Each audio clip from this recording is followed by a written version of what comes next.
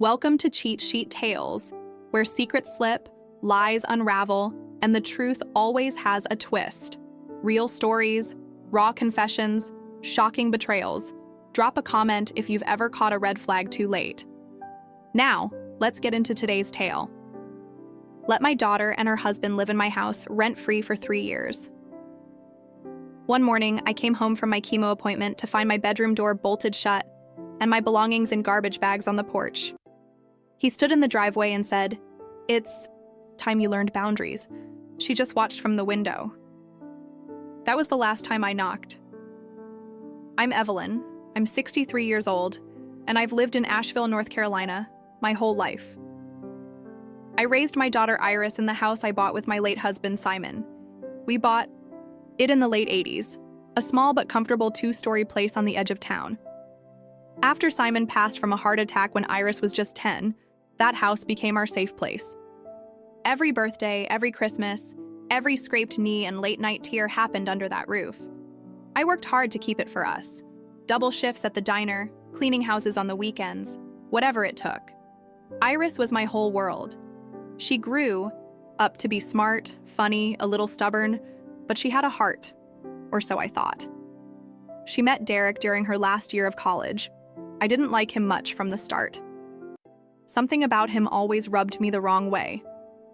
He was cocky, always talking over people, always trying to sound like the smartest guy in the room. Iris said he was ambitious, that he had plans. I figured I had to give him a chance. They got married fast, just a courthouse thing, no big wedding. Then before long, Iris told me she was pregnant. Derek lost his job a couple of months later, some mess with his boss, and they couldn't keep up with rent at their apartment. They came to me, looking lost. I remember the exact day. Iris sat at my kitchen table, tears in her eyes, her hands shaking as she told me they had nowhere else to go. Derek sat there too, arms crossed, saying nothing.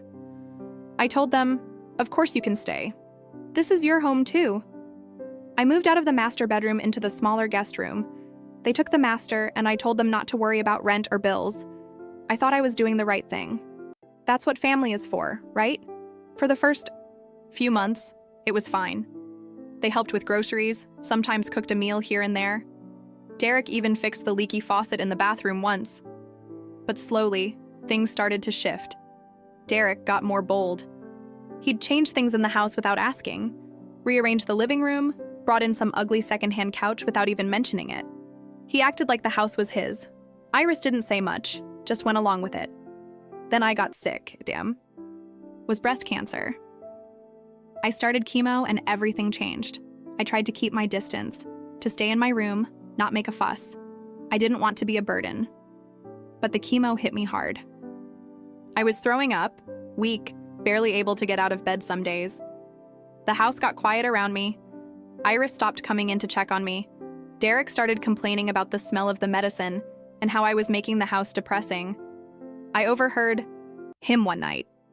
He was in the kitchen whispering to Iris, "Your mom is dragging us down. She's not going to get better, Iris. We need to think about our future." Iris didn't argue. She just said, "I know." I lay there in my bed listening to the two people I loved most talk about me like I was some problem they needed to get rid of. That night, I cried myself to sleep. The morning everything came to a head was a Wednesday. I had just finished a chemo session. Wiped out, head pounding, body aching. I got a ride home from my friend Carol. As we pulled up, I saw something that made my stomach drop. My bedroom door, my little guest room, was bolted. There was a metal lock on it, screwed right into the door frame. I couldn't believe it. I tried the knob thinking maybe I was seeing things wrong. It wouldn't budge. Then I looked around. Garbage bags piled on the porch. My clothes, my blankets, my pictures stuffed into black trash bags like I was a piece of junk. They were throwing out my wedding photo with Simon. It was sticking out of the top of one bag, bent and crumpled. I stood there, frozen. Derek came, out of the garage, arms crossed, that smug little grin on his face. "It's time you learn boundaries," he said, like he was doing me a favor. Iris was upstairs, standing in the window. She just watched. She didn't say a word. Her face was blank, Not angry, not sad, just nothing. I don't know how long I stood. There. My legs felt like they might give out, my head spinning. I asked them, begged them to let me back in. I told them I'd go to a shelter, that I'd leave if they just gave me a few days. Derek didn't respond. Iris just closed the curtain. That was the last time I knocked. I sat on that porch for hours. The sun beat down on me and I could feel my skin burning, but I couldn't move. I was numb. Every time I looked at those garbage bags, I felt like someone had taken a knife and twisted it in my gut. That house wasn't just a building. It was my life. It was where I raised Iris, where I cooked Sunday dinners, where I laughed and cried. And now it was gone. Just like that. Nina, my neighbor, from across the street must have seen me sitting there. She came over with a glass of water and a worried look on her face. I told her what happened, and her mouth dropped open. She kept shaking her head like she couldn't believe it. "Come stay at my place tonight," she said, pulling me up off the porch like I was a rag doll. I didn't argue. I was too tired to think straight. That night, I barely slept. Every time I closed my eyes, I saw Iris's face in that window, just standing. There, watching like I was a stranger, like I wasn't her mother. The next morning, I woke up early, still in a fog. Nina made me a cup of coffee, and we sat in silence for a while. Then she asked me real quiet, "Do you want to do something about this?" I wasn't sure what she meant. I thought she was talking about the house, about getting my things back. But she leaned in, almost whispering, and said, "Evelyn, I heard some things about Derek, things that might help you." Turns out Derek wasn't the golden boy he pretended to be. He had a record, nothing huge, just a few old charges for petty theft, a DUI, some unpaid fines. But that wasn't the worst part. Nina told me she'd heard from her son, who works at the local mechanic shop, that Derek was meeting up with another woman, a woman named Leoli who worked at the liquor store off Marymount Avenue. They'd been seen together a lot lately. Real cozy. Her son had even seen them coming out of a motel together late at night. I felt my heart drop. I couldn't believe what I was hearing. After everything I'd done for them, after giving them a place to live, Derek was cheating on Iris and she didn't even know it. Made me sick. But then something inside me snapped. This wasn't just about me anymore. This was about Iris too. About showing her who Derek really was, and maybe, just maybe, about getting my house back. I spent the next few days gathering information. Nina's son agreed to help. He took pictures of Derek and Leol together, time-stamped and clear as day, at the motel, at the liquor store, even at the park near their old college. I also started digging through my own papers, and I found something interesting. The deed to the house. My name was the only one on it. I had never signed anything giving Iris or Derek ownership. Legally, they had no right to kick me out. I called a lawyer, a tough, no-nonsense woman named Tessa McKee. She listened to my story, looked through the photos and the paperwork, and said, "Oh, honey, they messed with the wrong woman." Tessa helped me file a formal eviction notice, and we started the process of taking them to court. But while that was moving, I wanted to make sure Iris knew the truth. She needed to see what kind of man she was really married to. So I printed out the photos of Derek and Leol and mailed them anonymously to Iris at the house. I made sure she'd see them, every last one. And then I waited. The waiting was the hardest part. I'd sent the photos on a Monday. By Wednesday, I couldn't sit still. I paced around Nina's living room like a caged animal. My heart was racing. Not just because of what I'd done, but because deep down I knew something was coming. Derek wasn't the type to take things quietly. And Iris, well, I didn't know who she was anymore. By Thursday morning, I got my answer. I was sitting at Nina's kitchen table when her doorbell rang. She peeked out the window and then turned to me, eyes wide. "It's Iris," she whispered. I took a deep breath and went to the door. Iris was standing there, holding the envelope I'd sent her. Face was pale, her eyes red and puffy. She looked like she hadn't slept all night. "Mom," she said quietly, "can..." We talk? I stepped outside. Iris glanced over her shoulder like she was afraid someone might see her. Her hands were shaking. She held up the envelope. "Where did you get these?" she asked, her voice trembling. I looked her straight in the eye. "Does it matter? They're real, aren't they?" She didn't say anything, just stared at the pictures in her hands. I watched her face change. Shock, anger, confusion, and then something else. A flicker of shame. But then, just as quickly, it hardened. She set her jaw and shook her head. I don't know what to believe," she muttered. "Iris, please." I tried to keep my voice calm. "I know Derek's been lying to you, and I know he's been pushing you away from me. I just want you to see the truth." But she wouldn't look at me. She mumbled something about needing time to think and then walked off, clutching the envelope to her chest. I felt sick. I didn't know if I'd gotten through to her or if I'd just made things worse.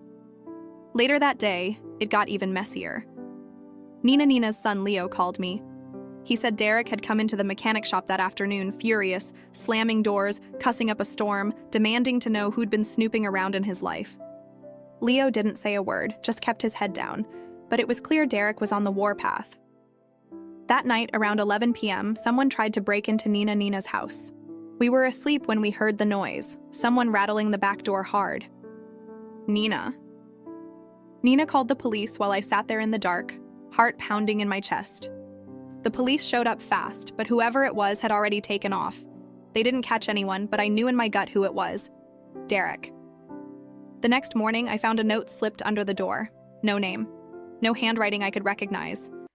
Just 3 words, written in block letters. "Stay away now." That's when I knew this wasn't over.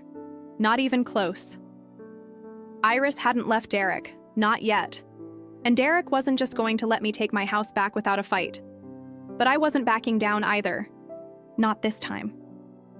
The note under the door shook me to my core, but it also lit a fire in me.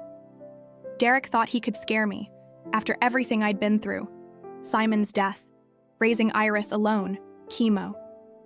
He had no idea who he was dealing with. Called Tessa, my lawyer, first thing the next morning. I told her about the break-in attempt, the note, everything. She wasn't surprised. "This is getting ugly," she said. "But Evelyn, you've got the law on your side. Let's stay focused." Tessa moved fast.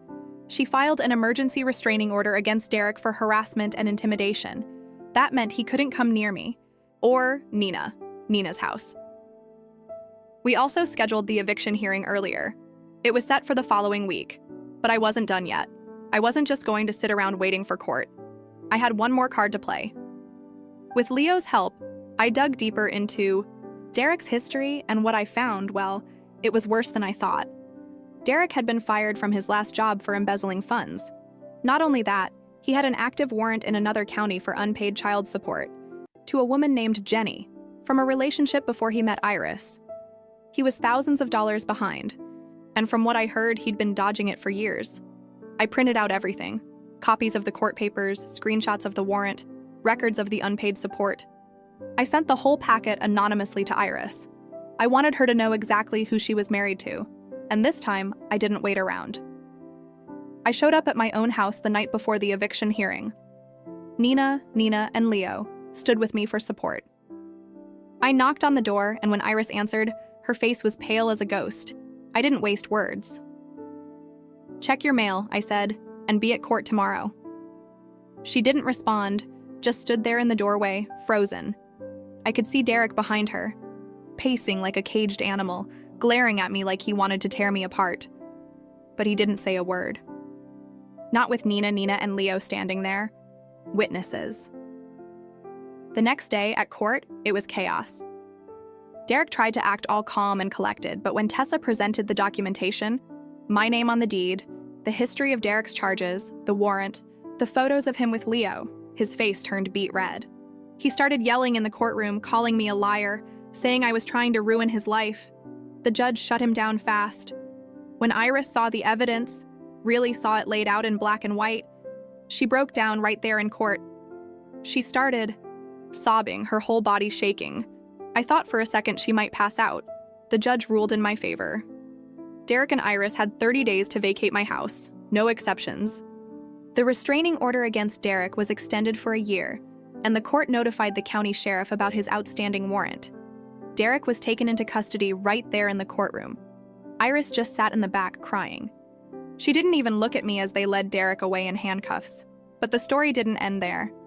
After they left, I sat in my empty house, looking around at the walls that had held so much love and so much pain, and I realized something.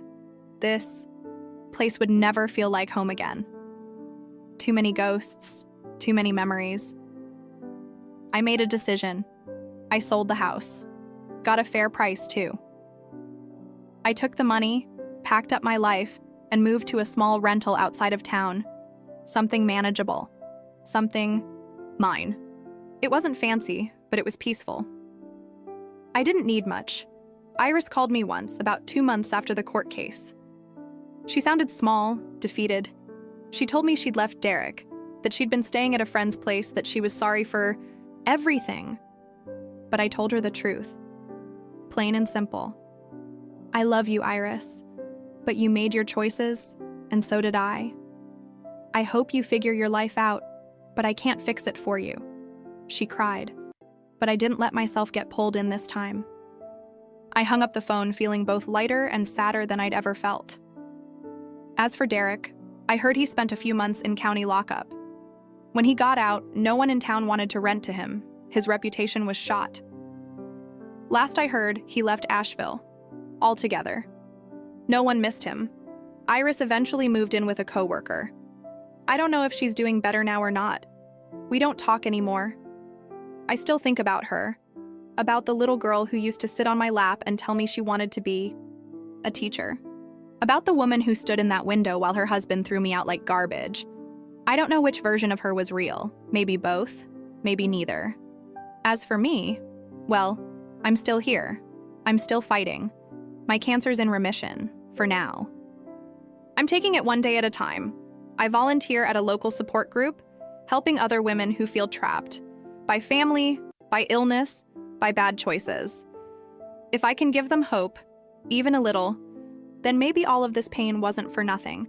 And every time I see my old house when I drive past it, because yeah, sometimes I still drive by, I feel a twinge of sadness, but also a strange sense of peace. That place isn't my home anymore. It's just a building. My home, well, that's wherever I am now, and it belongs to